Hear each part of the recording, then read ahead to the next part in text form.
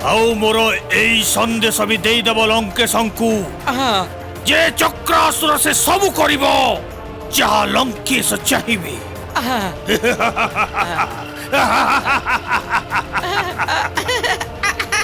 ओ कौन साहाय्य करिवि?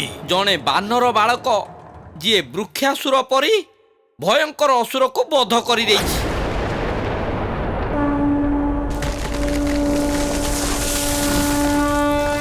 लंकेश संदेह करुछंती अवश्य सेई बानर बालक उपरे कौनसी ना कौनसी देवतांकर आशीर्वाद अछि। तेबे किए सेई देवता जी एई बानर बालक उपरे अशेष कृपा रखिछि बुझिल? एहा जानिबा आवश्यक।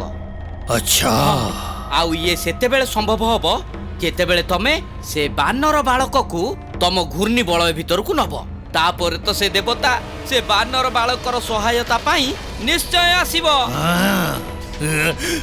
आउ मो सूचना को आधार करी लंकेश रावण से देवता को उचित शिक्षा देबे।